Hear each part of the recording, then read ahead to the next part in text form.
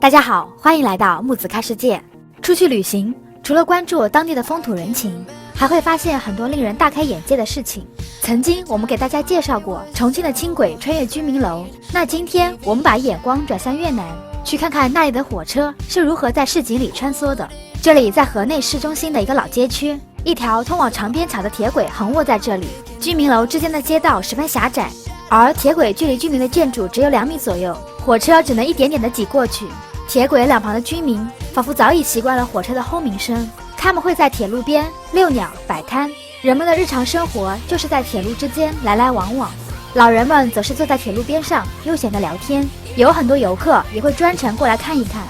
这个小众而又别致的风景线。每天会有2班车从这里经过，分别是下午4点到6点。虽然有一定的危险，但是当地人也已经习惯了这样的存在。在越南，这种不安全的铁轨还有很多。越南政府目前正在筹资，将投资超过100亿元到铁路安全工程。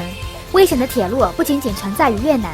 在泰国中部的美公县就有一座铁路市场，市场里的几百个摊铺都是沿着铁轨摆开，摊贩们甚至会把水果和海鲜临时放在铁路上，等到火车快来的时候再清理轨道上的货品，整个场面看起来显得狼狈不堪。因此这里也被称为是世界上最危险的菜市场，同时也是泰国著名的市井风情胜地，每天都是游人如织。火车从哪个方向来，一天几班车，这里的摊贩早已烂熟于心，他们甚至没有想过要离开这里，因为这里的摊子是他们生活的来源。虽然运输功能受到了限制，但是东南亚的铁路早已融入了当地人的生活，渐渐地成为了一种生活方式。看到这样的火车轨道，你是不是也觉得很惊险呢？